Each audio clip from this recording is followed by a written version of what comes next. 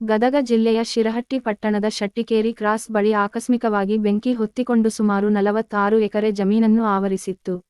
ಗೋವಿನಜೋಳ ಮುಂತಾದ ಬೆಳೆಗಳನ್ನು ರೈತರು ಕಟಾವು ಮಾಡಿ ಬಿಟ್ಟ ಗೋವಿನಜೋಳ ದಂಟು ಶಿಪ್ಪೆಗಳಿಗೆ ಆಕಸ್ಮಿಕವಾಗಿ ಬೆಂಕಿ ಹೊತ್ತಿಕೊಂಡು ಇರುವುದನ್ನು ಕಂಡು ಸುನಿಲ್ ಎಂಬವರು ಲಕ್ಷ್ಮೇಶ್ವರದ ಅಗ್ನಿಶಾಮಕ ಠಾಣೆಗೆ ಮಾಹಿತಿಯನ್ನು ನೀಡಿದ್ದಾರೆ. ಸ್ಥಳಕ್ಕೆ ಆಗಮಿಸಿದ ಅಗ್ನಿಶಾಮಕ ದಳದ ಸಿಬ್ಬಂದಿಗಳಾದ ಎಸ್.ಬಿ. ಶಿಗುನಶಿ, ಪ್ರೇಮಾನಂದ ಹಡಪದ, ಪ್ರಶಾಂತ ರೆಡ್ಡಿ ಬಟಕುರ್ಕಿ ಹಾಗೂ ಸಾರ್ವಜನಿಕರು ಸೇರಿಕೊಂಡು ಬೆಂಕಿಯನ್ನು ನಂದಿಸುವಲ್ಲಿ ಯಶಸ್ವಿಯಾಗಿದ್ದಾರೆ. ಸದ್ಯ ಈಗ ಜಮೀನಿನಲ್ಲಿ ಯಾವುದೇ ಬೆಳೆ ಇಲ್ಲ, ಹಾಗಾಗಿ ಯಾವುದೇ ರೀತಿಯ ಹಾನಿಯಾಗಿಲ್ಲ ಎಂದು ಅಗ್ನಿಶಾಮಕ ದಳದ ಅಧಿಕಾರಿಗಳು ಮಾಹಿತಿ ನೀಡಿದ್ದಾರೆ.